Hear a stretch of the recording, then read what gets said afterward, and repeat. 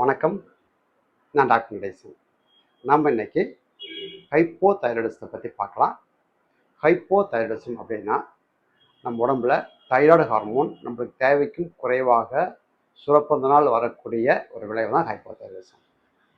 Hypothyroidism வந்துச்சுன்னா நம்மளுக்கு என்னென்ன அறிகுறிகள் இருக்கும் அப்படின்னு பார்த்தோம்னா, முதல் அறிகுறி பார்த்தோம்னா வெயிட் அதிகமாக இருக்கும். வெயிட் வந்து அதிகமாகிடும்.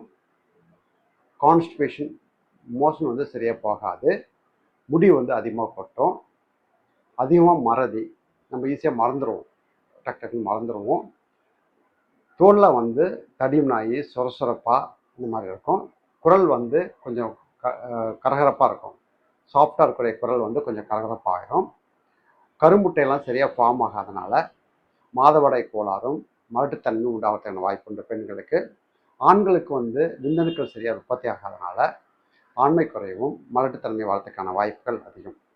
அதே மாதிரி மூளை வந்து நல்லா ஆக்டிவாக இல்லாதனால மந்தமாக இருப்பாங்க. தைராய்டு பிரச்சனை இருக்கிறவங்க வந்து ஸ்லோவாக ரியாக்ட் பண்ணுவாங்க, மந்தமாக இருப்பாங்க. தூக்கம் அதிகமாக வரும், தூங்கிட்டே இருப்பாங்க. எப்போ பார்த்தாலும் அவங்களுக்கு ஒரு மன அழுத்தம் கூட வளர்த்துக்கான வாய்ப்புகள் அதிகம். இதுதான் முக்கியமான விஷயம். இது வந்து எல்லாத்துக்கும் இந்த விஷயம் இருக்குமா அப்படின்னு பார்த்தோம்னா அப்படி கிடையாது. சில பேர்த்துக்கு வந்து இப்போ வந்து தைராய்டு குறைபாடு இருக்கிறவங்களுக்கு மூணில் ஒருத்தருக்கு வந்து எந்த அறிகுறியுமே இருக்காது. ஜென்ரலாக அவங்க போய் ஹெல்த் செக்அப் பண்ணிக்கிறதுனாலையோ இல்லை வேறு எதுக்காவது ஒரு டைம் டாக்டர்கிட்ட போய் செக்அப் பண்ணிக்கிட்டு அதில் ஆக்சிடெண்ட்டாக கண்டுபிடிக்கிறது தான் நிறைய பேர்த்துக்கு இருக்குது.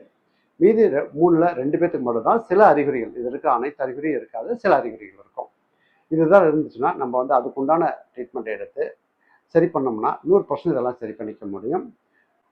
இந்த தைராய்டு குறைபாடை கண்டுபிடிச்சி பிளட் டெஸ்ட் பண்ணி தைராய்டு குறைபாடை கண்டுபிடிச்சி அதுக்கு சரியான ட்ரீட்மெண்ட் எடுத்துக்கிட்டோம்னா தைராய்டு பிரச்சனை வந்து சரி பண்ணலாம். நன்றி, வணக்கம்.